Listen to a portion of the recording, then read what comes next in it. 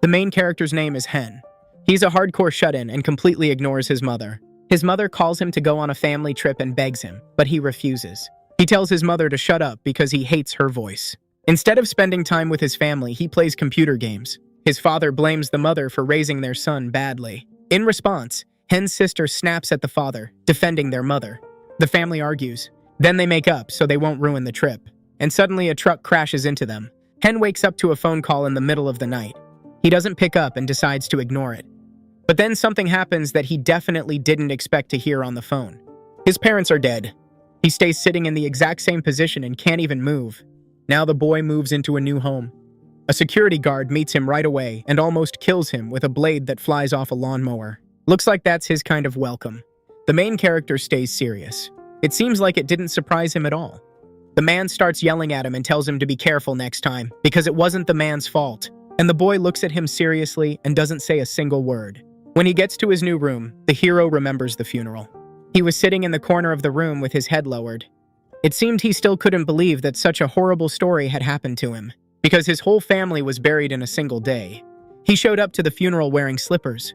All the relatives stared at him in shock and couldn't believe the boy stayed so calm. It looked like he didn't even miss his family or care that he would never see them again. And he calmly walked past the people gathered inside. And he stopped in front of his family's grave. He pulled out all the documents he still had. And he started blaming them for the fact that now he didn't know how he was supposed to live. And he started yelling at their portraits that they had left him too little money. There was no grief to speak of. His behavior seriously pissed off everyone who came to the funeral. So they gathered up and rushed at the boy. They grabbed him and started dragging him. The boy screamed, but his behavior really was unacceptable and only made people more outraged. They threw him out, and all the documents he brought with him were simply thrown right in his face. Now the boy thinks about killing himself. He laughs and can't believe what happened to him. His head is full of thoughts and he just doesn't know what to do next. Remembering it all, he realizes he's truly exhausted and doesn't know what to do anymore. But he hasn't forgotten his old plan and hasn't changed his mind about committing suicide. The boy opens his phone and decides to choose what day he'll do it. He sets a reminder for the 25th. Suicide. That's exactly what he labels that date in the calendar so he won't forget what he's really planning to do. And with trembling hands, he types that word. The next day, when he didn't know what to do with himself, he spent the whole day hauling heavy boxes and moving in. Trying to live one day without the internet, the hero starts thinking. And suddenly he hears a voice in his head. So what are you going to do about it? But he doesn't pay attention and keeps arranging his things in the new place. He also plugs in his computer and is already about to start it and connect to the internet. But nothing works. The internet still doesn't come back and he's alone again. He stares at the computer monitor for a long time and doesn't know what to do next. Exhausted, he drops to the floor and tries not to think about what happened in his life. But suddenly he hears that strange voice again and still doesn't react to it. Then his attention is caught by a suspicious noise. And when he lifts his head, he sees an insect right above him. It annoys him, and he gets angry and thinks the spider should be killed. Suddenly, that same voice again, repeating the exact same phrase over and over. The hero realizes he didn't imagine it this time, but he tries not to pay attention and not to think about it. But he gets really scared and can't even move. Then he realizes someone has come to see him. And it turns out it was the security guard who had been looking at him through the window. The boy doesn't want to talk to him, but he opens the door and looks him straight in the face. He gives the boy some juice as a housewarming gift. Not a bad guy, though for some reason blood was coming from his nose. The boy doesn't understand what happened to him or why he's trying to stop the bleeding like that. But he doesn't dare stop him. The man just leaves, leaving him alone in his room. The boy keeps watching him go for a long time and can't figure out what that man was really hiding. Still, the gift makes him happy, and he thinks the man might be trustworthy and kind of normal. Suddenly, something else catches his attention. Then the boy notices his beautiful neighbor. When she walks past, she only glances at him and doesn't even say hello. The hero also doesn't dare to answer anything and just watches her walk away. Still, he admits she really was very pretty and probably could have been his type. At night, he tries to shake off his bad memories. He has a strange nightmare and hears many voices again. It doesn't let him fall asleep, and all the time he keeps seeing some strange man in front of him. Heavy thoughts and nightmares won't let him sleep, so he doesn't know what to do. He overhears his neighbor coming home, because the soundproofing here is basically non-existent. He listens closely as she returns to her apartment and manages to hear her name. Right away, he tries to find her online, but nothing works out. He gets curious about what's going on and presses his ear to the wall to listen to what's happening in her place and what she's really doing. And he finds out she has cats. She plays and jumps around with a cat, and her behavior seems really weird to him. Then he hears something horrible, and it seems to scare him. The boy watches TV and tries not to think about his pathetic life. But he can't stop thinking about her and imagines what's happening in her apartment right now. Because of that, he blushes hard and can't admit to himself that he really likes her that much. The soundproofing really is terrible, and he can hear all his neighbors. And the rocker girl upstairs reminds him of that even more. Every evening, at the exact same time, she plays guitar. And she doesn't care at all that she lives next to neighbors who can hear everything. She irritates the boy who can't fall asleep. He gets mad at the girl and has already started thinking up a revenge plan. A week passes, and during that time, Hen barely changes his lifestyle and keeps sitting in his room. The hero is back to grinding in his game, and at some point he notices something strange and disturbing in the chat. One of the players complains about voices in their head and writes about it like it's become a normal problem. He claims the voice is supposedly ordering him to kill his parents, and it sounds as creepy as it gets. But instead of reacting seriously, people just laughed and started mocking him, not taking it seriously at all.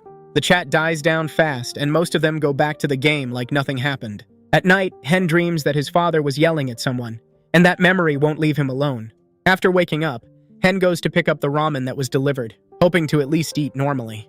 But he sees the ramen is scattered for some reason and looks like someone deliberately spilled it. A trail of noodles leads away, and it goes straight to that same beautiful neighbor's apartment. When he gets closer to her door, the hero notices blood and immediately understands something is very wrong here. On top of that, he hears chewing sounds, and it feels way too real to blame on imagination. Then he sees a blood-stained cat collar lying there like it was just ripped off an animal. A horrifying hand snatches the collar and quickly disappears inside, like someone doesn't want anyone to see it. Hen bolts because he's not ready to go in there and check what happened. He tries to get back to his place as fast as possible, staying as quiet and careful as he can. On the way, he accidentally steps on the noodles and makes a noticeable sound that feels way too loud in the silence. Almost immediately, someone comes up to his door and rings, like he's already been noticed. When he realizes who it is, it turns out it's the neighbor herself, and she looks terrified. In tears, she begs for help and talks like she doesn't know where else to turn. She says there's blood all over her room and the cat is nowhere to be found, and it genuinely scares her. She asks to call the police because she doesn't understand what to do or who to call. Hen answers that it's better to contact security, because he probably can't help in a situation like that. After that, he asks her to show her hands, like he wants to make sure of something specific. The neighbor doesn't understand what he means and reacts confused, not understanding such a demand. Hen repeats again that she should show her hands, insisting without explaining. In response, she asks him to open the door, because she needs him to either let her in or at least help her. The tension rises, and in this conversation it becomes obvious something is off, even without direct proof. Suddenly, the voice snaps into a scream and stops asking. It straight up demands that he open the door right now. It shrieks that it's starving to death, and those words sound completely inhuman. And at that exact moment, a guitar starts playing upstairs, and the sound carries through the building very clearly. The monster reacts to the music and goes that way, like it's drawn to any sound. Hen quickly breaks the handle off a mop, trying to make at least some primitive weapon. He prepares to defend himself because he understands there's nowhere to expect real help from. To pull the danger away from others, he yells and kind of deliberately lures the monster back toward himself. His head is chaos, but he still tries to act somehow so he doesn't freeze in fear. A broken flashback shows Hen was brutally bullied at school, and it left a deep mark on him. Just like Gyuan, he was beaten and humiliated, and he remembers that helpless feeling well. A suspicious man comes at his shout, clearly not expecting to see a scene like this. He doesn't look that dangerous, but he still stays cautious and sizes up the situation. At the very least, he's shocked by Hen with a stick and the blood nearby, because it doesn't look like an ordinary everyday scene. Hen stammers, panics, and quickly asks if he saw the monster, because it feels like time is running out. Then Hen loses consciousness, like his body just can't handle the stress and fear. Blood runs from his nose, which looks strange and not like a normal coincidence. A voice echoes in his head, asking him to talk about his desire, like someone is trying to climb into his thoughts. Everything happens abruptly and in fragments, like he drops out of reality and can't control what comes next. Hen comes to in his room, and for the first seconds he can't understand which of it was real. He thinks maybe it was all a dream, because the room looks in place and quiet. His phone is dead, so he can't immediately check messages or contact anyone. The servers of all the games have crashed for some reason, and it looks weird to him because that usually doesn't happen all at once. But the internet works, even if slowly, and that lets him find out at least something. There he sees a compilation of weird articles about monsterization, like someone collected the materials in one place. The articles say signs of monsterization include auditory hallucinations, and it strongly resembles what he experienced. He can't believe it happened to him, because not long ago he thought that just wouldn't happen. He rereads the materials again, trying to logically explain what's going on around him. Let's go back a few days and meet the guitarist Hen heard at night above him. It's Jisoo, and she gives the impression of someone trying to stay calm in a new place. She also moved in recently, so she hasn't had time to properly settle in or get used to the building. The first resident she met was a woman with strange behavior, and that meeting immediately put her on edge. That woman was convinced there was a baby in her stroller and acted like everything was normal. Another neighbor, Jung, explained that the woman lost her child, and after that, her mental state got worse. According to him, the stroller accidentally rolled into the road and was hit by a car, and then the worst happened. The mother couldn't accept it and went insane, so now she lives in her own reality and clings to the stroller. After that talk, Jisoo feels that this building isn't as calm as it seemed at first. The day comes when that monster shows up at Jisoo's place, and the situation quickly spins out of control. It starts breaking down the door, and Jisoo hears it clearly because the noise is intense. Jisoo grabs a bat because she understands help might come too late, and she has to act now. When a man arrives, the monster is already gone, and it looks like it vanished in seconds. There's a broken window nearby, and it's obvious the creature could have left through it, leaving no time to react. The man's name is Sonic, and he acts like he understands the danger but doesn't panic. Jisoo jokingly calls him Mr. Mafia, trying to lighten the mood, at least with words. Sonic asks her not to call him that and says he's a normal guy, he just looks strict. After that, they make brief contact, and it becomes clear they'll have to interact somehow going forward. Sonic realizes Hen probably wasn't lying, and now he doesn't dismiss Hen's words as panic or fantasy. To check, he slams the door with all his strength, like he's trying to compare human strength to what they saw before. The dent from his hit is nothing compared to what the monster left, and it looks genuinely terrifying. After that comparison, it's obvious they're dealing with something that isn't human and isn't normal. They carry Hen into the room, because after passing out, he can't really stand on his feet. There's no signal, they can't call the police, and that cuts them off sharply from any outside help. The elevator doesn't work and the security is gone, so even moving around the building becomes difficult and dangerous. Sanuk goes to the first floor to find the guard, hoping he'll at least explain what's happening. A crowd gathers there because everyone starts coming out of their apartments to see what's going on. All exits from the building are locked, and that causes even more anxiety, because people don't understand why. They start talking among themselves, but without connection or explanations, it quickly turns into tension and chaos. Suddenly, Hyuk appears, and his behavior looks confident, like he already knows something. He's that same friend of Gyuhwan, and for some people in the crowd, his arrival becomes some kind of anchor. Crew is his nickname, and he introduces himself like it's a familiar role for him. He breaks down the door to the security room because there's no time left for persuading or searching for keys. Inside, there's nobody, which only confirms security either ran off or something already happened to them. But they can raise the shutters and open the entrances, and for some people that idea feels like the only way out. But is it worth doing if they don't know what's waiting outside and how dangerous it is? Because outside there's a monster and it's not rumors. It's reality they've already seen with their own eyes. It smashes the glass, showing barriers aren't a problem, and it can come in at any moment. Someone screams to close the doors, because otherwise they'll let disaster into the building themselves. The man doesn't do it, and in that second of hesitation, the situation gets much worse. And the monster is already inside, so fast that people don't even have time to react properly. It grabs the man with a tentacle and sucks everything out of him like it's doing it mechanically, without emotion. It's not enough for it, and it's obvious it won't stop at one victim unless they stop it now. Hen hits the monster with a fire extinguisher because it's the only thing at hand that can slow it down even a little. He tries to shove the creature back outside the building, acting more on instinct than on a plan. At the right moment, someone has to drop the shutters to cut the monster off from the people and close the entrance again. But the fire extinguisher suddenly runs out, and the stream of powder no longer holds the creature back. At that moment, Sanuk slams into the monster, acting sharply and without thinking. At the last second, he manages to jump back and return to a safer spot. You could say he got lucky, because one more second and it could have ended worse. Other monsters start appearing nearby, and it becomes clear this is only the beginning. People around them get lost and don't know what to grab or where to run. Jisoo decides to check where Sanik disappeared to for so long and why he isn't coming back. Because of that, she leaves Hen alone, having no better option. 2 days pass, and during that time, the situation in the building becomes even more tense. Hen finally comes to after everything he went through. On the internet, he learns that monsters have appeared all over the world, not just here. He also reads that every day there are more and more of them. The authorities, judging by the news, can't do anything about it. The reason is that even the people who should control the situation are getting infected. That only intensifies the feeling of hopelessness and danger. Hen opens the door to his room and immediately sees a monster right in front of him. The monster mutters that it heard something, like it navigates only by sound. Good thing it has no eyes, and that gives Hen at least some chance. All he has to do is make no sound to stay unnoticed. He covers his mouth with his hands and sits absolutely still, afraid to even breathe. The monster reacts instantly and aggressively to any sound. Hearing the phone sound, it breaks the bed without hesitation. Hen doesn't risk staying there and hides in the bathroom. He locks the door and tries not to move. A lot of time passes, and the tension doesn't drop for a second. Hen needs to use the toilet, but he understands it's dangerous. It's dark around him, and he can barely see anything. He misses and accidentally makes a sound that echoes through the room. The monster hears it right away and reacts instantly. It throws a stick and almost pierces Hen's head straight through. After that, the monster leaves, losing interest. Hen carefully comes out and takes a few packs of noodles.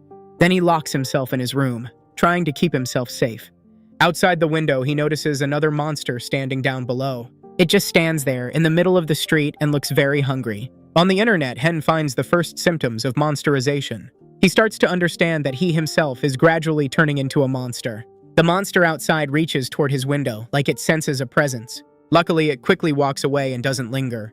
Hen sits for a while, trying to process what he saw. Out of boredom and despair, he leaves a comment in a chat on a site with premieres.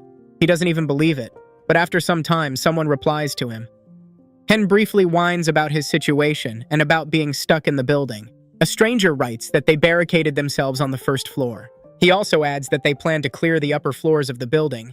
They've already seen the one-eyed monster and know how dangerous it is. Hen begins to suspect that this stranger might be from his building. Soon it becomes clear that he is. That stranger turns out to be Hyuk. After that, Hen doesn't know what to do and barely believes in rescue. At some point, he sees a fly tangled in a spider web. It seems to him that if the fly managed to get out, then maybe he can too. That simple scene slightly changes his mood. Outside the window, he notices a man trying to go down to get food for the kids. Down below stands the same monster that already caused terror. Hen yells, trying to warn the man about the danger. The monster stretches out, the man panics, slips, and falls down. After that, the monster turns its attention to the children left without protection. Hen screams for the monster to get lost and not touch them. He begs someone to help, even though he doesn't know who could hear. In desperation, he throws a TV at the monster, hoping to stop it. The monster falls out the window and the heavy impact stuns it for a short time. Hen holds his breath, watching what happens next. At that moment, a flashback appears before Hen's eyes. Once, he really was a good kid and acted differently. He was sociable and easily found common ground with people. He always tried to help others, even when it was hard. His parents loved him, and he treated them well in return. Back then, it seemed like everything in his life was going perfectly. But those memories cut off quickly, throwing him back into the present. Hen misses while trying to deliver a decisive blow. The one-eyed monster binds him immediately, not letting him escape. Hen hits the monster right in the eye, putting all his strength into the strike. After that, he tries to finish it off, not stopping for a second. But the monster starts regenerating and becomes even stronger. Hen prepares to die, realizing he has almost no chance. Suddenly, someone shoots the monster through the neck from the side. Its head goes limp and hangs uselessly. The shot was fired by a man from Hen's floor, who intervened just in time. He communicates through a wooden board so he won't attract other creatures. That's how he explains that any sound can be deadly. He calls Hen to come to him if Hen really wants to save the children. At the same time, he warns that the monster isn't completely dead yet. Creatures like that don't die as easily as it might seem. The man explains that monsters can be tracked using a phone. If you turn on auto dial and you hear an annoying beep, it means a monster is somewhere nearby. This becomes important information for Hen for what he'll do next. Hen arms himself and decides to move on without delaying. The voice in his head pressures him and says he's basically a corpse already. Even so, Hen holds on and doesn't let fear take over. The man who helped him is named Han Dusik. He admits that he can't save the children on his own, but he can make Hen a more serious and reliable weapon. When he was younger, his friends jokingly called him Mr. MacGyver. He really could build anything out of whatever was around. Thanks to that, Hen now gets an electric spear. It gives him at least some advantage against the monsters. Meanwhile, the kids miss their dad and don't understand what's going on. Hen needs to go down 2 floors to reach them. In his headphones, he suddenly hears a beep that means the monster is nearby. That means a monster is very close, and he needs to move extremely carefully. It's the same blind monster he'd already heard about and feared the most. It seems to find Hen almost randomly, reacting only to tiny noises and vibrations. Hen stabs it with the spear without thinking, acting more on instinct than on plan. He shocks it so hard that the monster's body starts convulsing and clicking strangely. Then Hen distracts it by throwing a juice can aside to gain a few seconds. Using that moment, he attacks from behind, trying to end the fight as quickly as possible. After that, Hen moves on, feeling his hands still trembling after the clash. Stairs appear ahead, and every step looks suspicious and dangerous. Suddenly, he hears a voice saying that Hen loves shifting his own insults and guilt onto others. Hen trembles with fear and anger because the voice sounds way too familiar. The voice asks if Hen ever thought about actually taking part in other people's lives. It reminds him that he didn't care about the feelings of those he hurt with his words. The voice says Hen just irresponsibly ran away from anything that required effort. Hen replies that it's not his fault, because he wasn't always like this and wasn't born this way. But the voice mocks him for suddenly wanting to save children and imagining himself a hero. It calls Hen a hypocrite, and those words make it hard to breathe. Hen tries not to listen and focuses on the path ahead, gripping the spear tighter. Then Hen sees a huge duck-like monster that looks unnaturally massive. It's so big it takes up almost the entire corridor. It seems to care about nothing but weights, muscles, and endless protein. Somehow Hen manages to slip past it without drawing attention. Finally, he reaches the door behind which the children should be and stops carefully. The children don't open the door, afraid it might be a trap. But it turns out the door isn't locked, which makes him uneasy. A liquid monster is hiding behind it, looking strange and unnatural. It shoots some substance at Hen and immediately runs away without fighting. Hen doesn't care about it because right now other things matter more. The main thing is that the children managed to hide and are still alive for now. The kids explain that their mom is in Seoul and doesn't know what happened to them. They secretly ran away here to their father, thinking it would be safer. Their names are Sooyeon and Yeonsun, and they look exhausted and scared. Hen promises he'll save them and won't abandon them, even though he's scared himself. After that, they move together, staying close to each other. The voice in Hen's head laughs, like it enjoys what's happening. Now it says it knows Hen's true desire and won't stay silent. Blood starts running from Hen's nose, and that scares him even more than the monsters. He feels himself starting to transform, and the thought sticks in his head. Hen orders the children to move forward and not look back, trying to sound confident. He himself struggles to resist the inner monster, clenching his teeth. Somehow he manages to suppress it, even though his strength is running out fast. Drawn by the noise, the duck monster they saw earlier suddenly appears again. Hen orders the kids to run as fast as they can and not look back. He deliberately provokes the monster and calls it a weakling to draw its attention. The monster's face changes, like those words actually hit a nerve. Hen barely manages to dodge a blow that could have killed him. He realizes one more hit like that, and he's done. Meanwhile, Jong and Jisoo hear the sounds nearby and grow alert. They decide to go check what's happening because the silence feels suspicious. Let's go back 6 days earlier, when things were still a bit simpler. Back then, Hen was unconscious and didn't realize anything. Jisoo went looking for Sanuk, because he hadn't returned for a long time. That's when she ran into a monster and nearly died. It almost killed her, and her chances of surviving were minimal. Luckily, Jong passed by and intervened just in time. He had a katana and didn't hesitate for a second. That time, both Hen and Jisoo got lucky because it could have ended very differently. Jong sliced off the protein monster's arm, acting quickly and coldly.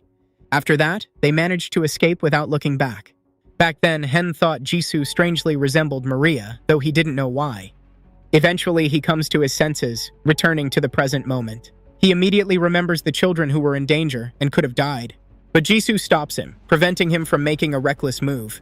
She realizes Hen is infected, and that thought scares her. She's afraid of him, even though she tries not to show it. Hen hides nothing and doesn't try to justify himself. He only begs them to help save the children, because he can't do it alone. Meanwhile, the children were hiding on the stair landing, clinging to each other. They cried in fear, not understanding why the adults were taking so long. Suddenly, another monster appeared near them, and the situation escalated sharply. Scientists still haven't figured out what exactly causes monsterization in people. Some say it's a virus that got out of control. Others call it a new stage of evolution that humanity isn't ready to accept. Some even blame aliens or experiments. But the children didn't care what exactly was going to eat them right now. The little girl quickly realized it was the same blind monster Hen had warned them about. She understood the most important thing now was not to make any sound. They froze, trying not to even breathe too loudly. But that trick doesn't work on the gym boss because he reacts differently. A tentacle immediately flies toward him, smashing everything in its path. Drawn by the noise, the half-headed monster they hadn't noticed earlier turns back.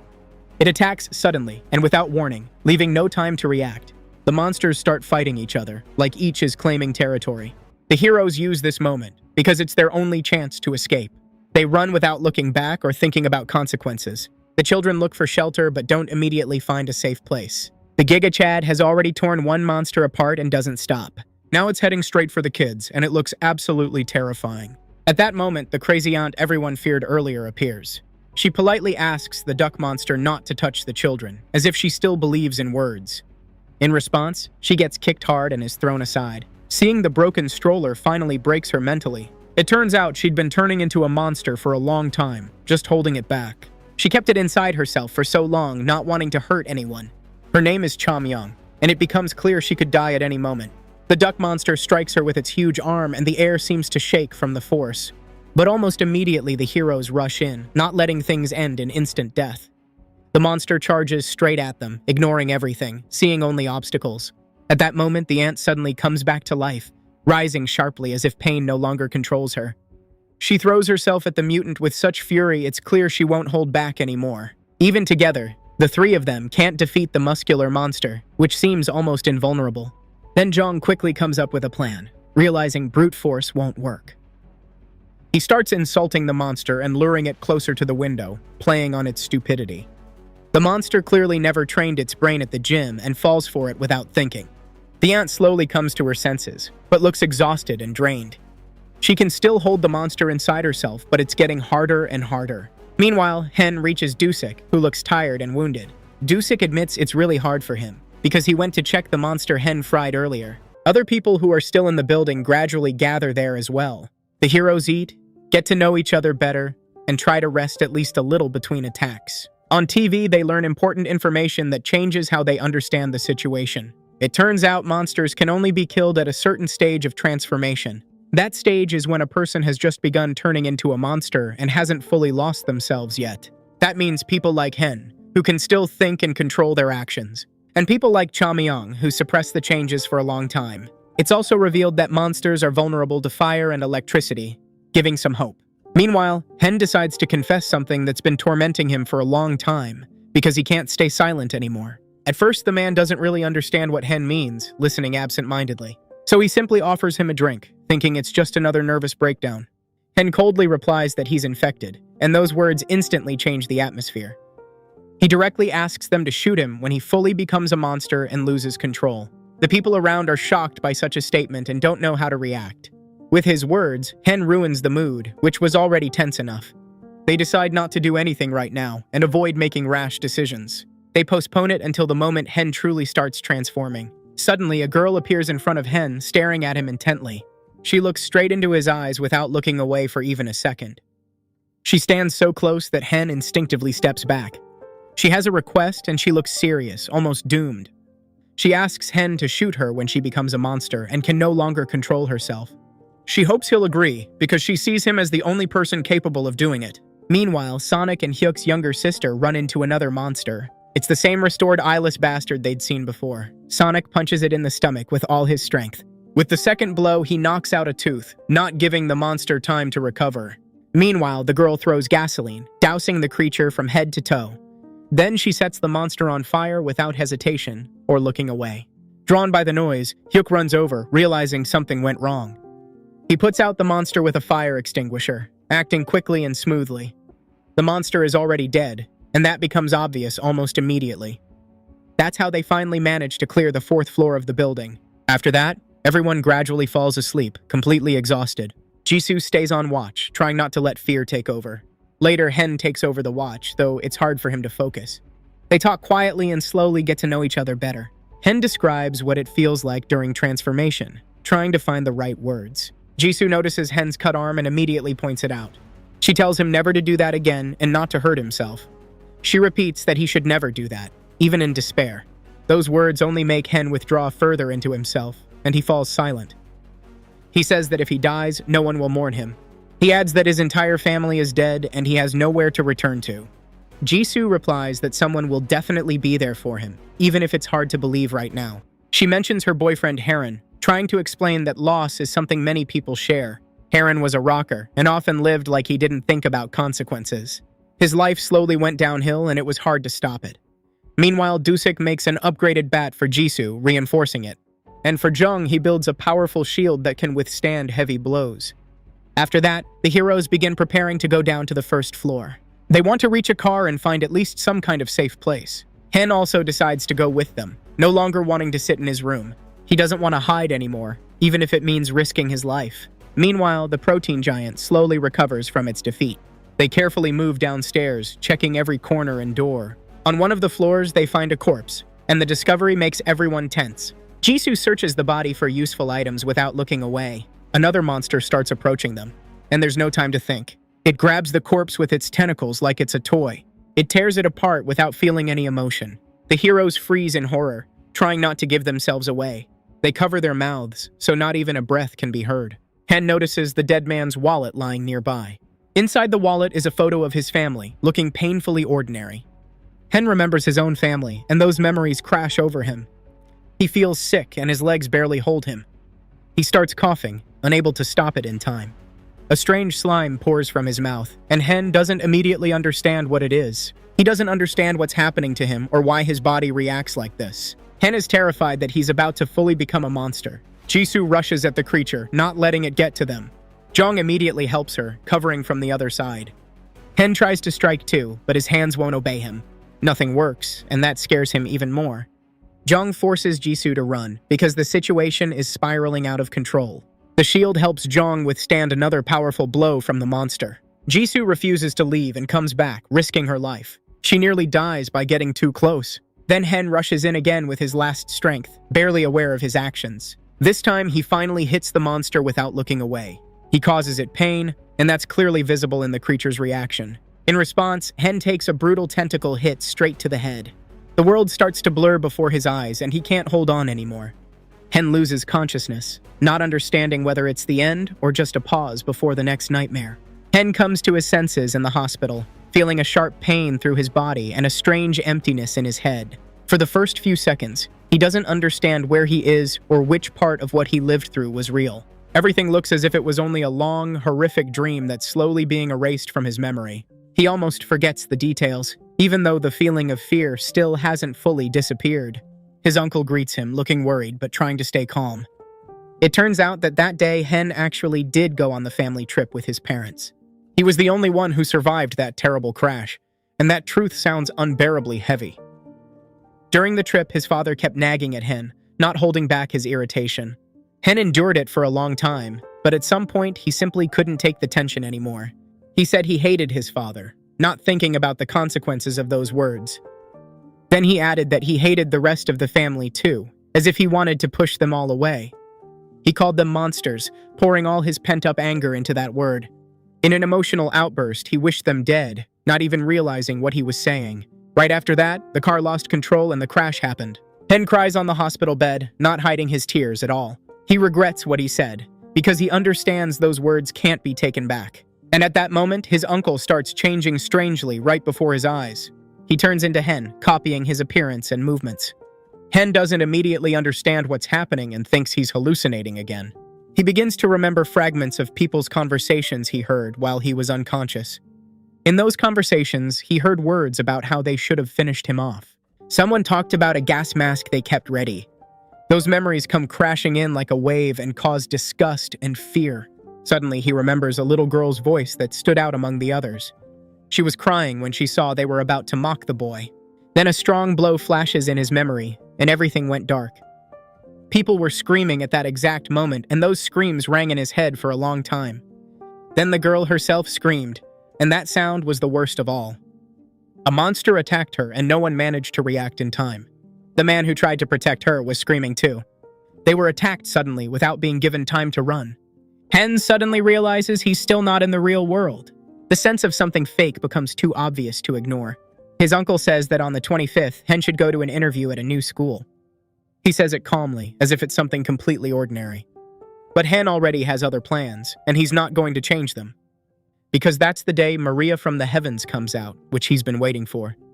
When Hen goes outside, his memory starts returning little by little. From the pain in his head, he screams out into the street, unable to hold back his emotions. Passers-by walk past and completely ignore him, as if he doesn't exist.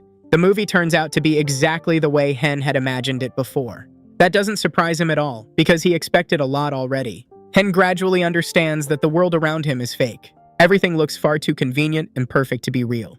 The monster says that in this world, Hen could fulfill any wishes. He says it calmly, as if he's offering a profitable deal. But in the real world, Hen would inevitably become a monster. Hen doesn't need that, and he knows it clearly.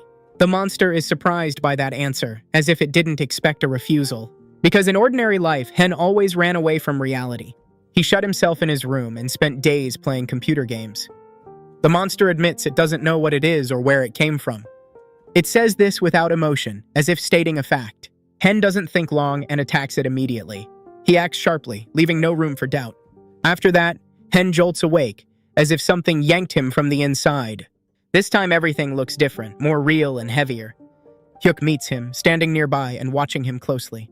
Hyuk greets him and waves, trying to look calm. Jisoo has already filled Hyuk in, so he knows what happened. Because of that, Hyuk understands who Hen really is. Many people here don't like Hen, and you can feel it right away. They're afraid of him and don't try to hide it. Hen is gradually turning into a monster, and it's becoming noticeable. Hyuk acts as the leader here, even though he looks quite young. Despite his age, his mind works clearly and coldly. There are 16 people in the building right now, counting everyone. There's food for now, but not for long. There used to be a small shop in the building, and that helps a bit. Sonic is appointed as the cashier because he looks the most intimidating. That's why he can push back anyone who tries to take more food than allowed. Sanuk also treats Hen warily and without much trust. While saving others, they lost their man. And everyone remembers that. At the night meeting, one guy suddenly suggests kicking Hen out before it's too late. He says it loudly, not hiding his fear and anger. Hyuk announces an anonymous vote to avoid an open conflict. He wants everyone to vote honestly, without looking at others. The question sounds simple and brutal. Kick Hen out or keep him. That man immediately starts pressuring people, not letting them breathe. He insists Hen must be thrown out right away. He intimidates his wife and Seon, forcing her to agree. He treats her like trash, not caring about her opinion. Sun Hyun supports the idea of an anonymous vote, trying to keep order. A half-bald man snaps and starts yelling from nerves. But Sanuk calms him with a single look. In the end, the count comes out 6 votes to 6. The Couch King shouts that it's nonsense and solves nothing. He declares that Hen should simply be killed. He screams that Hen isn't human anymore and never was normal. He says Hen will become a full monster in 5 minutes. He adds that Hen's life is worth nothing to the rest. At that moment, blood suddenly starts running from his nose. The man doesn't understand what's happening to him and starts panicking. Hen orders him to pull himself together and stop shouting. Hen says otherwise the monster will quickly take control of him. He explains that he can vote against himself. But then that man has to leave together with him. The man clearly didn't expect that twist and gets confused. He covers his mouth with his hands and steps back, frightened by his own condition. In the end, they aren't expelled, but they're locked together in one room to avoid trouble. The lake and the forest owner abruptly changes his attitude toward Hen, as if adapting to the new circumstances. He starts sucking up, speaks more softly, and no longer looks down on Hen the way he did before. He even asks how exactly to suppress the monster inside, pretending to be interested. Meanwhile, the heroes gradually understand the barricades won't hold for long, and it's only a matter of time. It becomes obvious they need a welder, and as soon as possible. Hyuk immediately figures out who can help them in this situation. He says it's the same man who made weapons for Hen, Jisoo, and Cheon. It's Dusik, and that name instantly brings hope. Hyuk calls Hen over to talk, doing it without extra words. He says straight up that now Hen will be their kind of tank. According to his plan, Hen has to take the main danger on himself and distract the monsters. Hen's goal is simple and hard at the same time, to bring Dusik to the others. Dusik is currently on the 17th floor, which makes the task even more dangerous. Hyuk adds that Sonic will go with Hen because going alone is too risky. Meanwhile, a little girl runs to Dusik, looking scared and tearful. She says her aunt hasn't come out of the bathroom for 2 hours and isn't answering. It becomes clear things are bad there and there's no time to stall. Before leaving, Hyuk quietly whispers something to Hen, and those words make him very angry. Hen grits his teeth but says nothing, holding back his emotions. Sanuk tries to calm him down and says that thanks to Hyuk, they're still alive. He adds that Hyuk is weird sometimes, but overall a good leader. Meanwhile, it becomes known they have food left for, at most, 2 weeks. Because of that, they urgently need a vehicle to get out of the building. They need a vehicle the monsters won't be able to easily smash or flip. While everyone prepares, Hen steps closer and quietly reminds them of the main task. He says the children were only a side quest in this operation. Hen says it coldly, as if trying to separate himself from emotions. He adds that they could have ignored the kids if everything went wrong. He insists they should have focused only on the main goal. Meanwhile, the aunt held back the monster inside her until the very end. But that night, she could no longer resist and lost control. She made a wish, not fully realizing what she was doing. As a result, she became a harmless embryo and stopped being a threat. It's very hard for Dusik to accept, and he looks devastated. He understands she tried not to hurt her friends until the last moment. Sanuk suddenly hears a familiar squeaking sound and immediately gets alert. That means a monster is somewhere very close and moving fast. It turns out it's already on the 5th floor and getting closer to them. Hen suggests they simply pass by and not take unnecessary risks. But Sanuk insists the monster must be killed right now.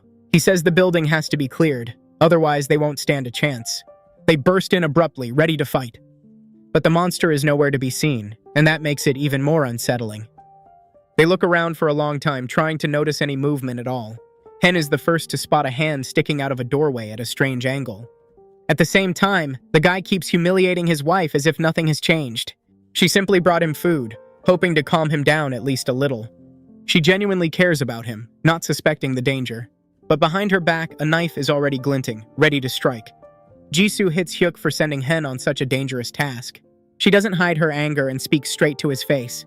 Hyuk replies that Hen is their weapon now and there was no other choice.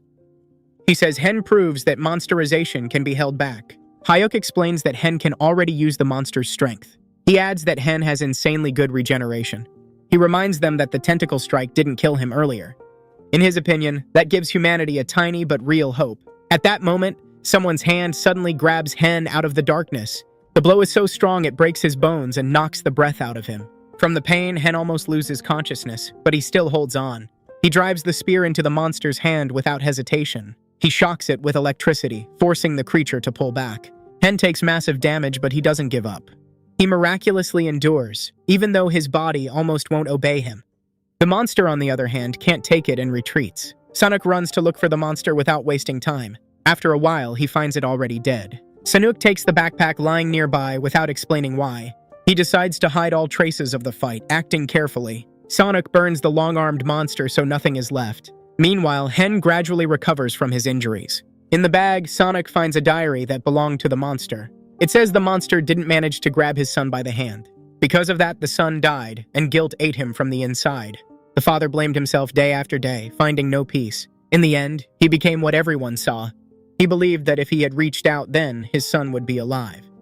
Hyuk says that at first he planned to keep Hen alive. He was counting on forged documents to help. But surprisingly, they never ended up being needed. That means only one thing. The people themselves didn't want to kick Hen out. They couldn't just leave a dangerous stranger like that. Most likely, they themselves had started turning, and that's why they were afraid of ending up in his place. Meanwhile, one woman remembers how her husband constantly humiliated her. He was a tyrant and didn't hide his cruelty. It seemed like that treatment even gave him pleasure. Now she feels a strong desire for revenge. Her nose starts bleeding and it scares her. She raises the knife, not fully realizing what she's doing. The monster's voice in her head tells her to kill her husband. It's that very voice that stops her at the last moment. On the 7th floor, they don't find anything useful. Hen accidentally finds the runner's room, which looks abandoned. On the laptop, he sees the former resident's notes. It describes how he killed his friend without hesitation. It also mentions a strange stench and a feeling inside him. The notes mention how he decided to accept the monster within himself. After what he reads, Sanuk no longer wants to clear the floors. He decides to skip them because the risk has become too high. Hen starts noticing he's gradually losing control over his emotions. He becomes sharp and impatient, even with those nearby. Sanuk notices it and no longer wants to watch it silently. He decides to skip floors and not get dragged into unnecessary fights. And Hen, meanwhile, feels like his mind is slipping. He catches himself starting to lose self-control. Hen snaps at Sanuk, not thinking about the consequences of his words. Sanok yanks him back to reality, not bothering with gentle methods. He grabs Hen and lifts him up, showing his strength. Then he punches him in the stomach with full force to stop him. Hen chokes and drops, but his head clears a little. Suddenly, the familiar squeak is heard again, instantly putting them on alert. It's the same tentacled monster they've already met before. It's covered in gasoline, like someone was preparing to set it on fire. All that's left is to light it up and end this once and for all. Hen sets the bastard on fire without hesitation and without looking back. He screams for it to die faster, letting all his anger spill out. Hen hits the monster again and again until it stops moving. The monster catches fully, and the flames engulf its body. But the creature realizes it can get into a room and hide. The fire suppression system activates inside, and the flames go out. Without fire, the monster becomes even stronger and more aggressive. It suddenly learns to shoot acid, which no one expected. The voice in Hen's head says that this time he definitely won't handle it. Electricity no longer affects the spider the way it did before. The gasoline trick stops working too and loses its point. Sanok prepares to die, accepting it in silence. At that moment, a Molotov cocktail suddenly flies into the spider. The bottle smashes against the disgusting body, covering it in fire again. The monster bolts into the elevator shaft, avoiding total destruction. They're saved by an old man and his granddaughter, who show up in time. The aunt can't bring herself to kill her husband, even now. Other people run in at the noise, not understanding what happened. Among them is Yuri, who immediately takes charge. She treats Sanok's wounds, working confidently and fast. Then she goes up to Hen, assessing his condition. Hen brushes her off and says he's fine, even though he isn't. The old man named Siop immediately notices that Hen is a monster. He sees the wounds are already gone and draws conclusions. The old man sharply kicks them out, not wanting to risk it. He says he wouldn't have saved them if he'd known the truth earlier. They're already about to leave, not arguing. But then it turns out it was a prank from the old man. Siop laughs and says he doesn't care, because Hen doesn't have long left anyway. Even so, the old man decides to help them with their task. Hen replies that the old man shouldn't count himself out too early. He says the old man is still worth valuing his life. Siop only smiles and says that even so he'll outlive everyone in the room. They head out again through the building's corridors. Soon they run into another monster. The phone doesn't squeak, and that's unsettling. Because the ghoul is simply sleeping and not moving. They quietly crawl past it, trying not to make noise. But the monster suddenly wakes up and snaps around. The ghoul grabs Yuri by the throat, moving lightning fast. Sanok rushes to save her immediately, not thinking about himself. But he takes a hard hit straight to the face. The monster turns out to be unbelievably fast and brutal. It crushes the Molotov with its foot, not letting it ignite. Hen orders the old man to run and save the kids. He stays behind and goes into battle with the creature. For now, he's taking more hits than he's dealing. He gets a nasty rib fracture and barely holds on. It becomes clear this is the same monster from the stinking apartment. Hen miraculously regenerates right in the middle of the fight. He drives the spear into the monster's leg that stepped on the Molotov cocktail. Hen lights the Molotov, hoping this time the fire will work properly. But the ghoul quickly puts out the flames, as if it has learned not to fear fire anymore. It starts shaking its leg wildly, spraying the remaining liquid around. It becomes clear they need a completely different plan. Meanwhile, the aunt cries because she couldn't kill her husband, even when she had the chance. Son Hyun scolds her, not hiding her irritation and fear. It was Son Hyun who once gave her the knife, thinking it would help. Jisoo starts suspecting the aunt is gradually becoming a monster too. She shares those suspicions with Cheon, speaking quietly. Cheon suggests going down to the parking garage to find a car. He believes that's the only way they'll have a chance to get out. Hyuk hears this conversation and immediately steps in. He asks directly what will happen to Hen then. He clarifies whether they're planning to just abandon him. Meanwhile, Hen sits in a room and stares at one point. He silently thinks about what to do next and how much longer he can hold on.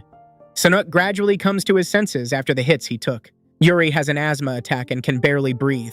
Someone finds an inhaler, but it turns out it's the last one. That adds tension, because now there are almost no supplies left. Suddenly, the monster runs toward Hen again, reacting to movement. Hen deliberately calls it toward him, drawing its attention away. His plan is based on a fishing line he prepared beforehand. There isn't enough line to kill the monster right away, but it hinders its movement. The monster becomes more vulnerable, even if only briefly. Hen uses the moment and pierces the runner with the spear. After that, he sets it on fire, giving it no chance to escape. The runner finally dies, leaving behind only smoke and stench. Hyuk says that Cheon and Jisoo might not make it out. He explains that the underground parking gate has already been breached. According to him, it's probably full of monsters down there. Hen is about to burn another monster but hesitates for a moment. Sonic sharply stops him, yelling and snapping him back to reality. Hen flinches and seems to wake up from that shout. He does set the monster on fire, finishing the job. After that, the heroes finally reach Dusik. The kids react happily, seeing Hen alive again. Dusik shows what happened to the schizo ant, not hiding his emotions. He proposes a plan. After bringing things down, fix the elevator. That way they can return more safely and take the food supplies.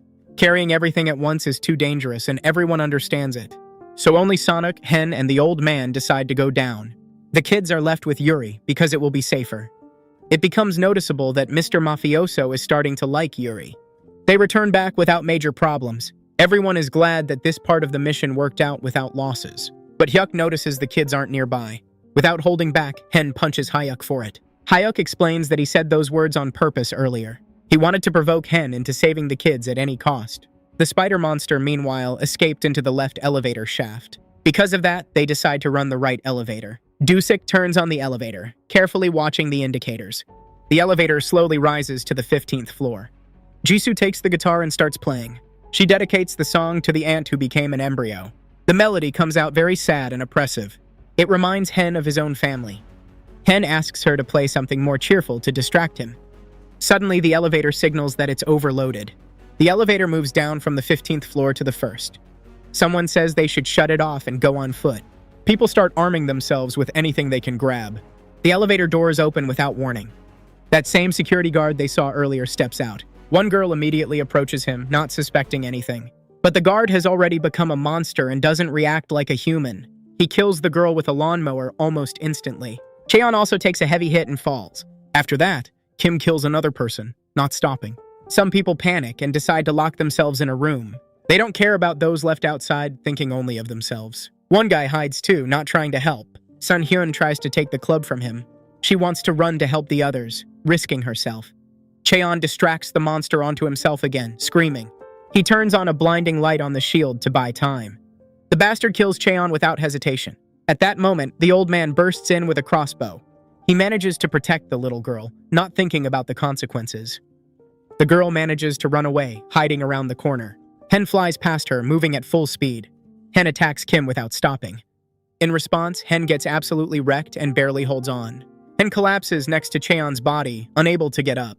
Seeing that, his mind starts to drift. The monster inside him tries to take full control. Jisoo screams and tries to snap Hen back to himself. At the same time, she tries to save his life. Kim meanwhile hits her too, without stopping.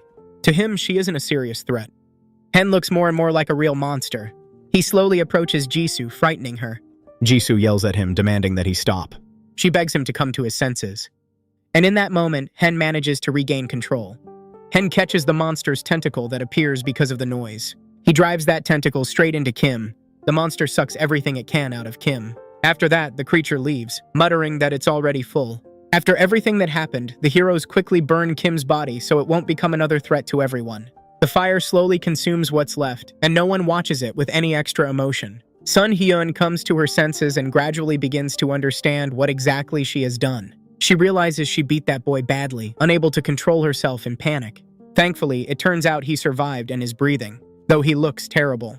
Hen quietly thanks Jisoo for saving him at the critical moment. He says it was her scream that brought him back to his senses and stopped him from completely losing it. Hyuk runs up to Hen almost immediately, not wasting time on explanations. He asks Hen to act as bait, saying it as directly as possible. Hyuk explains that he wants Hen to go outside and distract the monsters. Jisoo immediately shuts Hyuk down, refusing to accept that decision. She says it's too dangerous and could end in death. Meanwhile, Dusik needs to repair the weapon that was badly damaged in the fights. He carefully inspects the damage and size, realizing how much work there is. And the scuff, meanwhile, gives in more and more to monsterization, acting strange. The voice in his head mocks him, giving him not a second of peace.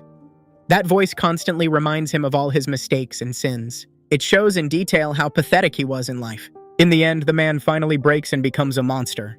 Meanwhile, Il tries to prove to his girlfriend how brave he really is. During Kim's attack, he was sitting in hiding and didn't stick his head out. When they heard the monster's sounds, he handed the girl the club without thinking twice. After that, he just ran away, not looking back and not helping. The hysterical scuff bursts outside, looking completely different. Now, instead of the lake in the forest, he has long, luxurious, and bizarre hair. His wife starts humiliating him the same way he used to do to her. She beats him with a stick, not stopping and not thinking about the consequences. Interestingly, the monster barely resists and doesn't even try to run. Before dying, he asks for forgiveness in a quiet, broken voice. He promises he'll try to become better, even though it's already too late. His wife finishes him off, ending it with a single blow. After that, she starts crying, realizing what happened. Meanwhile, Dusik repairs the loudspeaker, working very carefully. He checks the wires and the settings, not getting distracted by anything. Through the loudspeaker, he announces that it's time for Yuri and the kids to come out.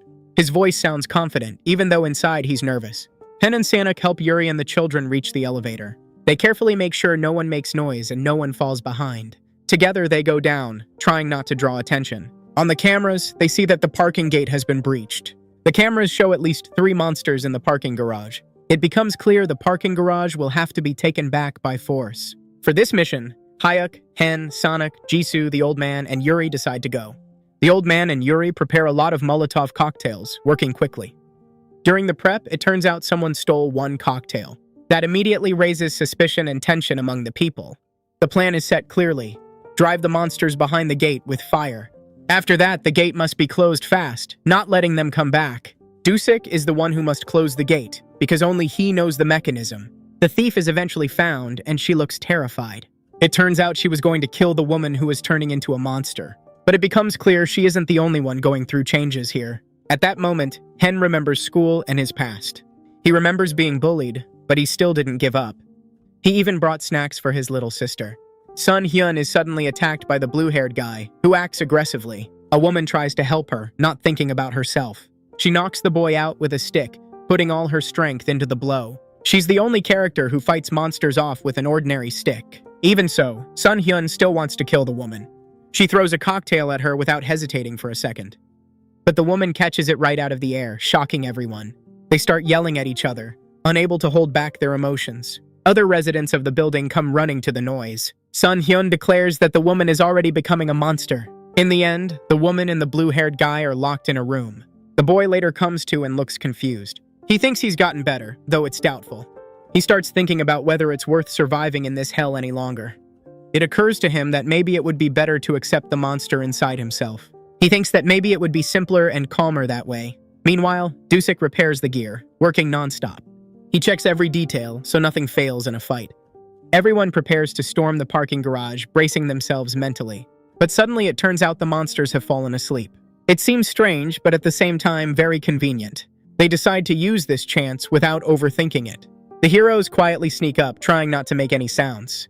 They begin burning the monsters, acting quickly and in sync. But Jisoo accidentally sets fire to the wrong thing, and the situation gets complicated fast. Suddenly, a monster drops from above, wrecking the plan. It injures Jisoo, and she falls to the ground.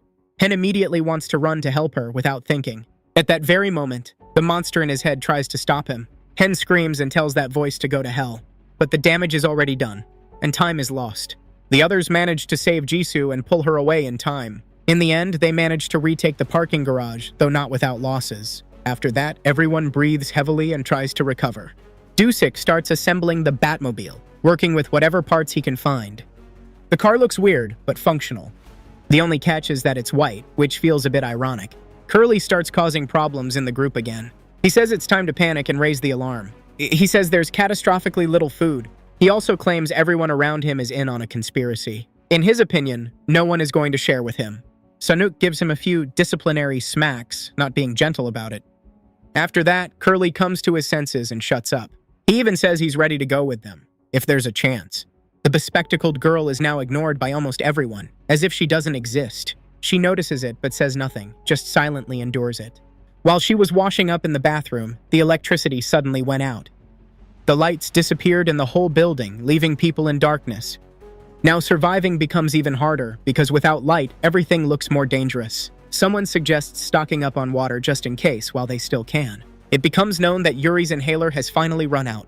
That causes alarm, because now there won't be help in case of an attack. But the Batmobile is finally ready and looks pretty sturdy.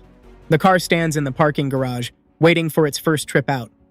But almost immediately a new problem appears, one they can't ignore. Sanuk says they absolutely have to stop by the medical office. He explains it with Yuri's condition and the fact the risk is too high. It becomes obvious he's truly in love with Yuri. Hen insists on another option and suggests going to the mini-market. He says the mini-market is closer and safer to reach. Hen emphasizes that food is something everyone needs right now. He believes that without supplies, they won't last long. In the end, Hen supports Sonic, weighing all the risks. After a short argument, they decide to go to the hospital after all. Preparing for the trip are Hen, Sonic, the old man, and Curly. They silently get into the car, each thinking about their own things. The Batmobile slowly drives out of the building.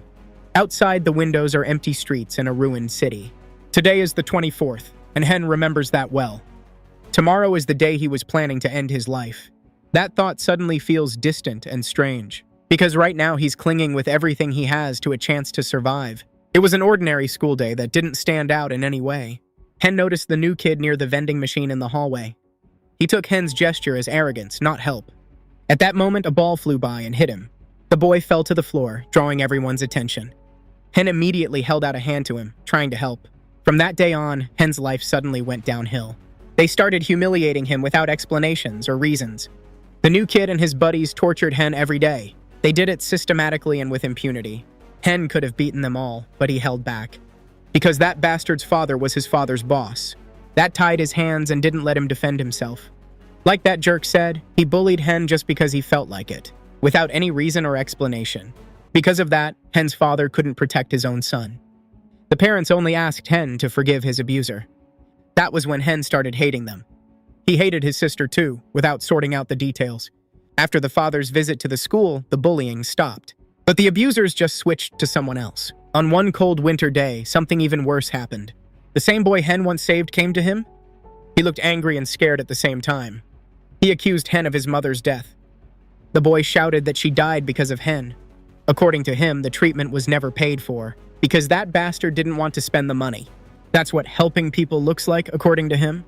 And now the heroes are driving forward again, not knowing what waits ahead. They don't even have time to catch their breath, because a protein monster attacks them immediately. The car is quickly finished off by the very first hit. Sonic loses consciousness and drops without moving. Hen sees it and reacts instantly. He manages to save Il from certain death. Il looks at him with fear and panic. But instead of thanks, he immediately runs away. Hen stays standing there, breathing hard. The monster was about to attack the main character, but suddenly it stopped and quit attacking him. The boy was already preparing to die, convinced he wouldn't be able to block the attack, yet he was also deeply shocked. The mutant looked completely confused. Someone had thrown a Molotov cocktail at its back, and now it was turning around, trying to find who dared to do it. Behind it, it saw an old man, the one who had tried to stop the mutant and save the main character. Suddenly, he began shouting to draw the monster's attention to himself and give the boys a chance to escape. It worked. The mutant immediately forgot about the main character and ran toward the man, leaping up as if ready to kill him. It landed on a car, and under its weight, the car instantly collapsed into a heap of metal. But the man managed to step aside and survive. He still had a Molotov cocktail in his hands, and he used it immediately. The main character knew it had to be set on fire, so he rushed straight at it. But it didn't work. The mutant grabbed him and threw him over the barrier. The boy lost his weapon and ended up on the ground. The girls had no idea what was happening above ground at that moment, but they heard the noise and realized something was wrong. They quickly guessed these were bad signs and that the inspection team had most likely already finished. Meanwhile, the impact was so strong that the boy lay on the ground for a long time and couldn't regain his senses. The heavy blow caused internal bleeding, and he was losing blood. Nearby, he saw a dead man on the ground and greeted him. At that moment, he remembered his promise to save the man's children and protect them at the cost of his own life. But now he was sure he wouldn't be able to keep his word and would simply die. Meanwhile, his friends were about to go outside to save them and find out what had really happened. Meanwhile, Sonic, who was lying inside the car, gradually began to come to. And suddenly, he opened his eyes. He didn't understand what had happened, but when he saw the wrecked car and the blood on his body, he remembered everything at once. He gathered his strength, started the car, drove away from the mutant, then switched on the flamethrowers and began burning it. The people inside the building began gathering weapons so they could defend themselves. Everyone knew it was extremely risky. They didn't know what threat awaited them, but they couldn't leave their strike team to die and had to do something. Meanwhile, the old man couldn't believe it had worked and simply watched what was happening for a while. Sonic shouted and pressed the button with all his strength, but when the flames stopped, he saw the mutant hadn't even been harmed. The mutant was still alive and instead of stopping, lunged again and tried to attack him once more. But that wasn't all. There was still a weapon in the car. and Sonic was about to use it. It worked. A heavy metal plate shot out of the vehicle and struck the mutant straight in the legs. While the monster lay on the ground trying to get up, the man jumped out of the car, drew a katana, and prepared to fight it. While he covered them, the man helped the main character to his feet and tried to lead him to safety. He explained that their plan had failed and that they needed to return to a safe place, while he would hold the mutant off. Standing in front of it, he realized just how gigantic it really was. Its facial expression changed again.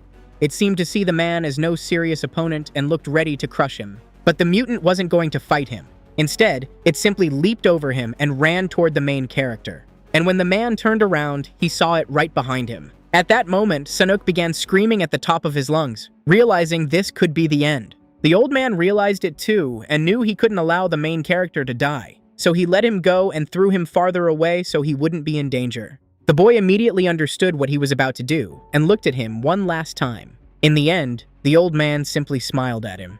He wasn't as bad as the boy had first thought. He managed to say that the main character's time hadn't come yet. Then a giant hand crushed him. He was dead. It happened right before the boy's eyes. The monster inside him awakened again, and now, hearing the voice of the old man who had just died, the voice told him it wouldn't be the last death he would witness. The boy grew furious, clenched his teeth, and tried to stand up. Now he stood alone before the mutant, and it raised its arm, ready to kill him. But at that moment, he felt no emotions. Fear left him, and he didn't even try to run. Instead, the mutant's face changed again. It smiled, satisfied that it had crushed a human. It was about to strike the boy when it suddenly stopped, hearing the voices of other people who arrived just in time. They were holding gas masks and began using them against it. Sonic took advantage of this, managed to get close, and inflicted a serious wound. In pain, it began screaming. Its legs still hurt from the car impact. Enraged, it started swinging its arms, trying to injure as many people as possible. But at that moment, a little girl ran in and struck it pramo in the head. Finally, the boy dared to attack it again. And this time it worked. The monster was hit with a massive electric shock. They attacked it from all sides, and from pain and surprise, it began screaming. But everyone understood it couldn't be stopped so easily, so they wanted to keep trying to kill it, and planned to use the Molotov cocktails left in the car. But when a man tried to retrieve them, he realized it was pointless.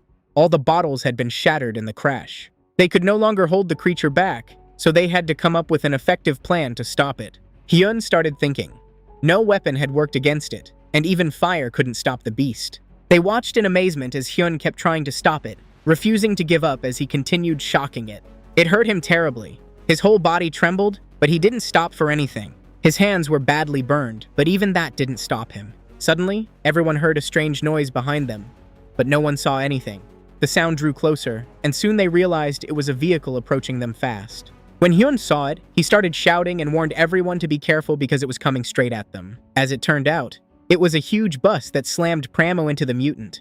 At the last moment, the main character managed to jump aside and survive. The guys couldn't believe it. Who could steal a bus and ram the monster with it? But it wasn't over. The bus didn't stop and began reversing. Even though the mutant had taken a heavy udder and was pinned against the fence, it was still alive. It was still on its feet, swaying violently, screaming and trying to move. But suddenly it collapsed, powerless. Still, it wasn't over. The bus rammed it again, and did so several more times even after the mutant stopped moving. Everything was covered in blood, and the bus was badly damaged too. Everyone watched in silence, because they had no idea what to expect next. The bus doors opened and someone started stepping out. It turned out to be their old friend, the one they all considered a coward, and they never expected him to be so brave. He smiled and scratched his head when he saw them all, then anxiously asked where the old man was. No one dared to answer. No one wanted to be the first to talk about it, and they all looked at the main character. At that moment, the little girl saw the body. The old man lay on the ground, completely crushed. The boy lowered his gaze. He blamed himself for the man's death and felt terrible in front of his friends. People tried to ask what had really happened, but no one could explain it, and no one wanted to talk about it. More people began coming out of the bus. There were many of them, and one of them had a pistol. He looked very calm, and didn't seem to care about what had happened. The others looked like small children, and maybe didn't even understand a ujasna catastrophe had happened here. They were thanked for their help, and Hyun tried to talk to them and find out where they had really come from. Suddenly, Sanuk vmashawся in the conversation. He sensed something wasn't right. He immediately noticed the bus was actually a prison bus, and the people inside could be very dangerous and pose a threat. The boy couldn't understand what all this could mean for them. But at that moment, another guy stepped off the bus, a huge muscular man named Hyun Cha.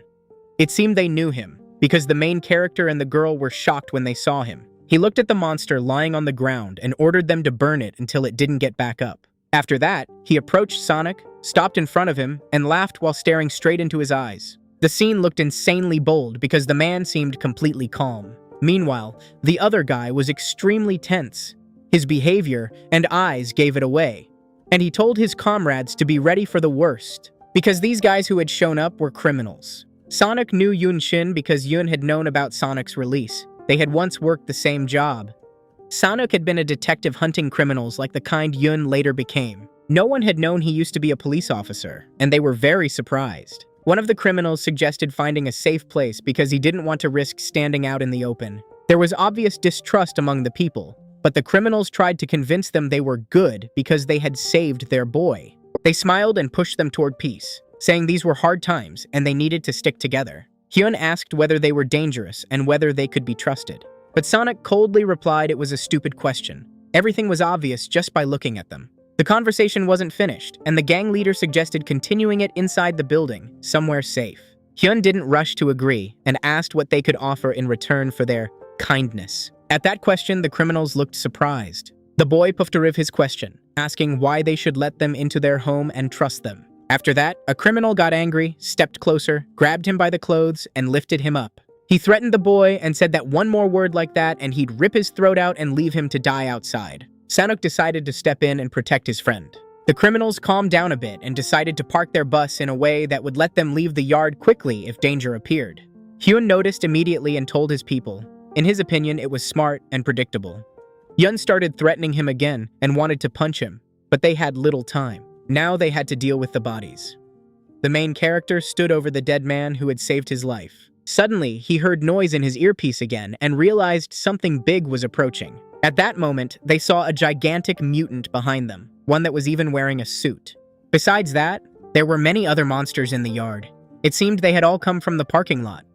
Now they were surrounded, and one criminal complained that they had wasted too much time. He also offered a deal. He wanted the people to go with them and said he had a lot of food on the bus, enough for everyone.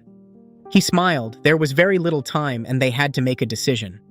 Sonic didn't want to ride the same bus with him, so he decided everyone should go into the building instead. After a while, they were all sitting in the underground parking lot and the criminals had weapons in their hands. A woman who saw this got terrified immediately. She sensed those guys were dangerous. The children realized their father was dead. They stood over his body and cried. That put a smile on a criminal's face. He seemed genuinely pleased when someone else cried. Suddenly, one of them noticed the little girl breathing heavily, realized she had asthma, approached her, and offered his inhaler. He decided to give it to her for free and said she could come to him if she ran out. Sonic decided to speak with Hyun in private so as not to draw attention. The Hitri criminal saw they were running out of food and knew the electricity would be shut off soon, leaving them without water. He offered them a new deal in exchange for their food and supplies, but the Bivshi police officer was cautious and refused, warning they could kick them out at any moment. But the man only laughed, convinced they wouldn't be able to throw them out because they were too weak. Sonic couldn't take it anymore and was ready to choke him. Besides, he knew they were criminals. They had killed the bus guards, exposed him, and everything they had was stolen. Yet he also understood they were in a weak position right now, because their food really would run out soon. The man began asking about people who turned into monsters, which only made Sonic look surprised. Hyun had only guessed it, but when he saw Sonic's reaction, he immediately knew he was right. It seemed they weren't just infected. They could be useful for some bigger purpose, and he wanted to use them. Now he wanted to meet them all and ordered the Bivshi officer to arrange a meeting. He wanted to set up some kind of public trial for all of them, to see what they were truly capable of. Those were all his terms.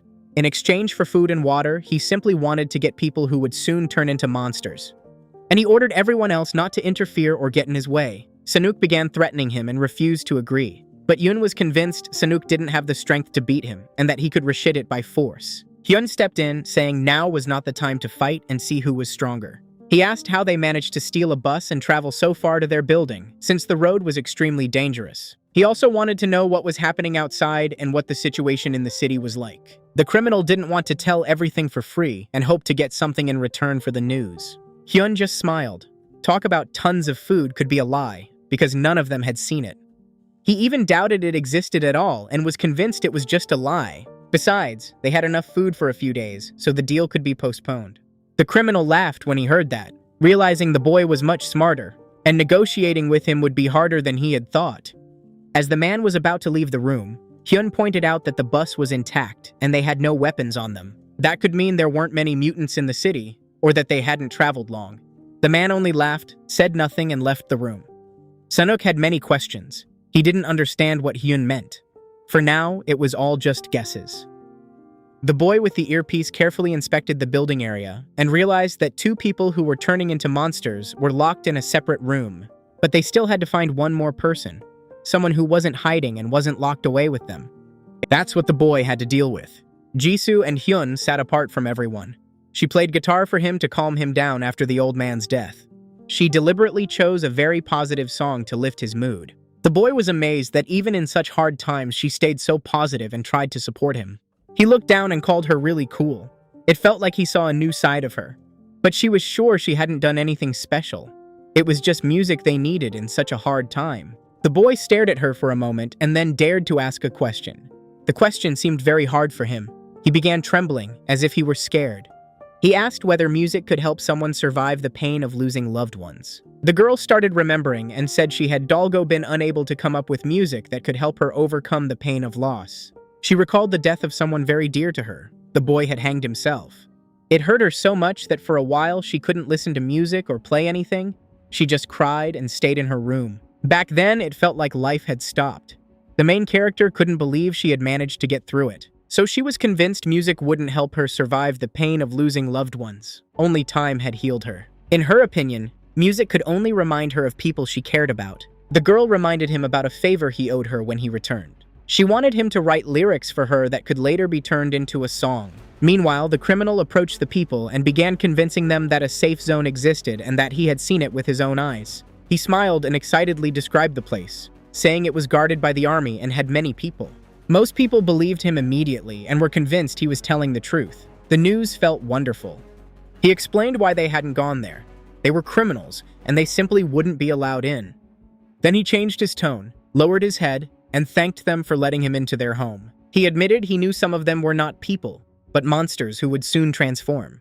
He explained he had seen people turn into monsters with his own eyes, in a small church they had passed through on the way.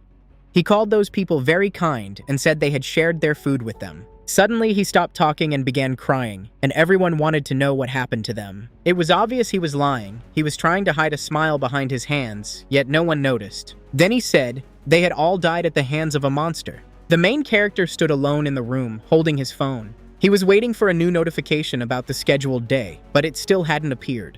He felt strange. It was the first day he felt so free again and actually wanted to live.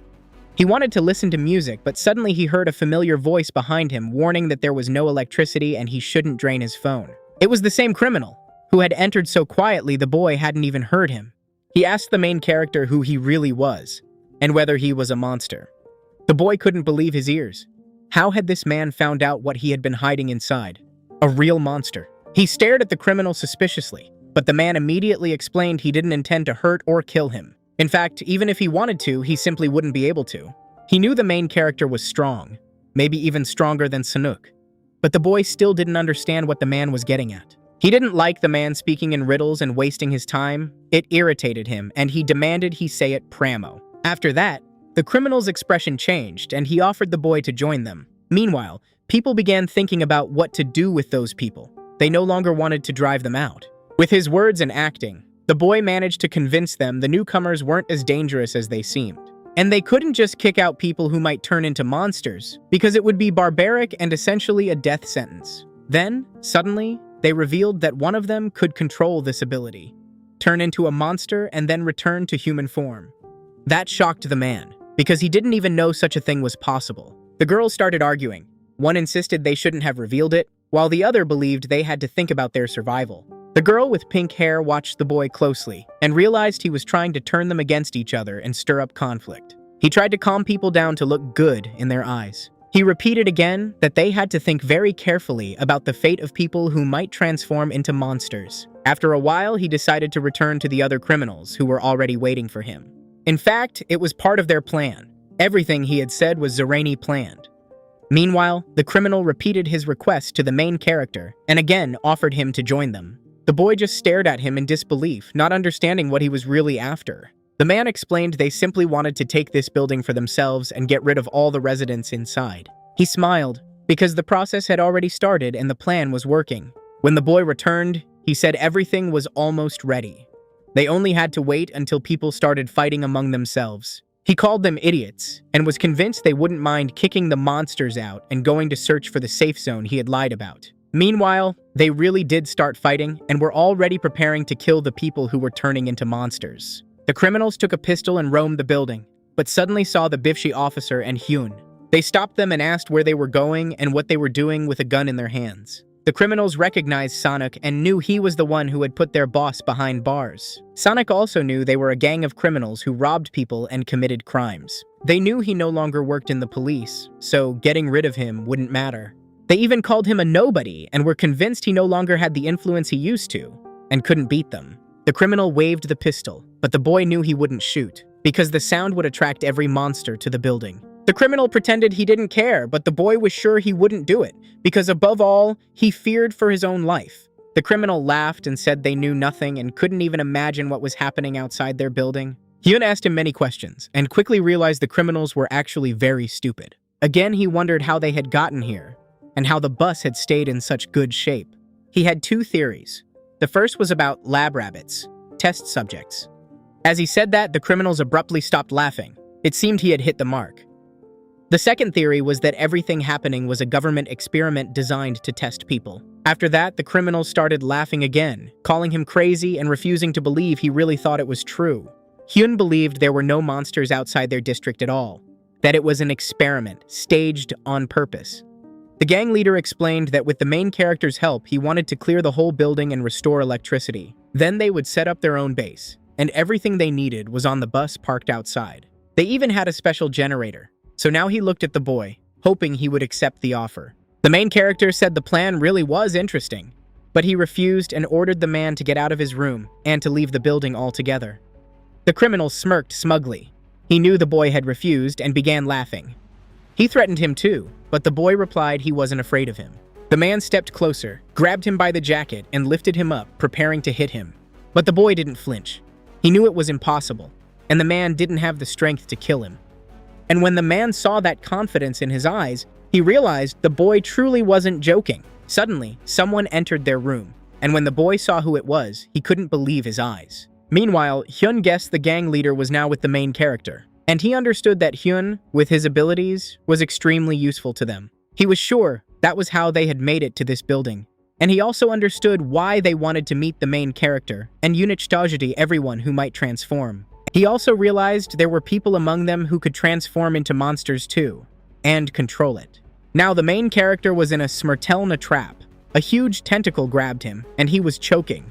Another guy stood in the room, someone who was actually such a monster and could control the ability as well. In fact, he was several times stronger than the main character. Now everything was clear, and the men simply stood facing each other in silence. Moreover, the criminal was ready to shoot him and was already holding a pistol. He kept threatening the men, insisting he could do it without hesitation. Sonic didn't like that. He told him to put the gun away, because he didn't believe he would actually start shooting. The whole situation also made him extremely angry. A little girl entered the room and asked what was really going on. When the other girls came in, the boy with the earpiece told his friend to put the weapon away because it could cause trouble. At the same moment, he introduced himself as a psychologist. He wanted to distract them from what had happened. He said he was going to check on the people who were supposed to turn into monsters, and if things were really that bad, he promised to kick them out of the building. Hyun, who listened to all of this, couldn't believe people as vile as them even existed. Meanwhile, the main character tried to resist while the gang leader stood in front of him and laughed. The guy who was choking him realized he could die soon, so he begged his boss to let him go. The boss's expression changed immediately, but it looked like he still wanted to keep humiliating him. After a while, he finally agreed to release him. The boy started coughing, breathing Tashko, realizing he had almost died. A guy came up to him and apologized, saying they were just testing him to see how strong he was. Now they knew the main character could simply be subdued by choking him. The criminal pointed out that he had someone who could easily defeat him, and he said the main character still had time to think and join his side. They left, leaving him alone with his thoughts. Meanwhile, The people approached the room where the prisoners were being kept, those who would soon turn into monsters. Behind them were guys who wanted to kill them, and it seemed the crowd believed them. Hyun asked when anyone had last seen them. Maybe they weren't breathing anymore, or maybe monsters were inside the room. The man with the pistol ordered them to open the door and see what was going on. Everyone looked at him in shock because they knew it was dangerous. When the door opened, he was the first to force his way in. He held the pistol, ready to kill them, preparing for the worst, but he only saw a woman's body on the floor, not moving. Blood was running from her head. There was no one else, just a huge hole in the ceiling. The boy who had been sitting next to her had turned into a monster. He was so strong he broke through thick concrete and a metal grate. Hyun stared at the hole and the woman's body in disbelief. He couldn't believe what had happened. He admitted he had never even imagined something like this could happen. Suddenly, the woman came to. She was alive and had only lost consciousness. Then she started recalling how terrified the boy who had been sitting next to her had been. He had sat in the corner, repeating that they would all die soon and nothing could save them. She tried to calm him down, telling him they weren't in any danger here. But it didn't help. The boy kept saying he would die soon and didn't believe his fate could change. The woman tried to comfort him every day, but at some point she noticed he had started transforming. His body began to twist, and when she walked past him, he attacked her and struck her hard. She ended up on the floor and saw a real mutant in front of her, one with incredible strength who could kill her at any moment. She told her friends what had happened, and that he was now hiding somewhere in the building. Now it was clear he couldn't be saved, and people planned to kill him once they found him. Meanwhile, the gang leader joined them. When he walked up and saw the scene, he immediately ordered everyone to stop where they were. That reaction only made him smile. He ignored the threats and kept walking, not even stopping in front of him. The leader got furious and was ready to kill him, but the criminal addressed Hyun to ask what had happened. He also took the pistol from the other man. After taking the pistol, he immediately punched the man in the face. It happened because the gun had no bullets. He scolded him for treating the pistol like a toy. Then he walked up to the boy and was about to do the same. He grabbed him and threw him away from himself. He also started hitting the girls, who screamed at Sonic to do something, but he just stood there without moving. Yun Shin stood in front of a woman, holding a pistol to her head. He wanted to shoot her. He gave her a chance to say her last word before pulling the trigger. Trembling, the woman said one word, "Go." A grimace of fear appeared on his face. It seemed he could guess what was about to happen. But then he laughed again and said he was proud of her for being so brave. The little girl was terrified and started screaming. She wanted to stop it and feared he would really kill her. For a second, it worked. The man actually stopped to look at her and ask what was wrong. The little girl Mashalasa and said she wanted to kill the woman herself because she had promised her she would. He exhaled heavily and still fired, shooting the woman in the face. The woman was dead, and everyone stared in horror at what had happened. Meanwhile, the people in the basement heard the gunshot and immediately understood what it meant. The man ran into one of the criminals who knew he was an inventor and could come up with a lot of valuable, necessary weapons. He knew the criminals had opened fire, and he wondered who they were shooting at. The boy didn't deny it. He knew his people really did have a pistol, and he added they definitely weren't shooting a monster. He tried to intimidate the man, and from the man's expression, it was clear it worked. Then the man pulled out his own weapon and said it wasn't only them who had guns. He was ready to kill the boy standing in front of him. Meanwhile, the others still couldn't recover from what had happened. The little girl wanted to napadati on the criminal and hit him, but he noticed and reacted in time.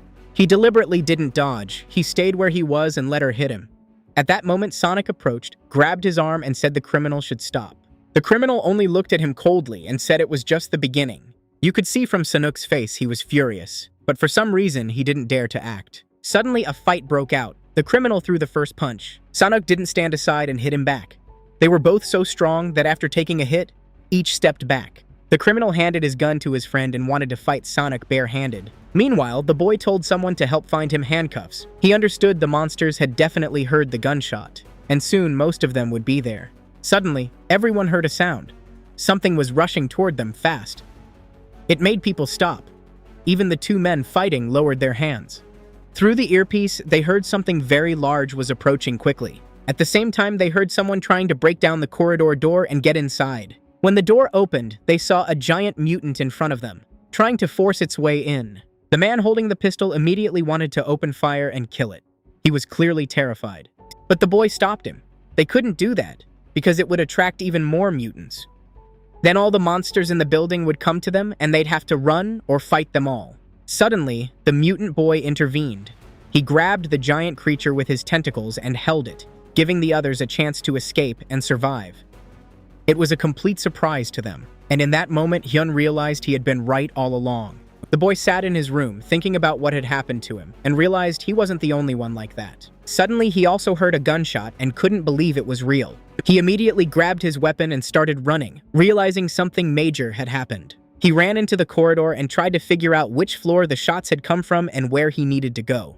But then he heard a strange noise in the hallway and realized someone was trying to break down a door. Maybe it was monsters trying to get into the building, and also searching for the source of the noise. Meanwhile, the boy continued holding the monster back, but it struggled, releasing sharp spikes of air. He tried to press it down and slam it into the wall, but it hurt him badly and his strength was running out. Eventually, he had to let the mutant go, and it tried to strike, but a man managed to save him in time. The criminal started shouting at him and blaming him, saying they could all die because of him. But he didn't understand the boy's arm injury was too severe. He physically couldn't hold it anymore. But the monster had no intention of stopping. On the contrary, it attacked again. This time it tried to kill the criminal's leader, but he saw it and managed to dodge. He started yelling that they had to find gasoline as quickly as possible to burn the mutant.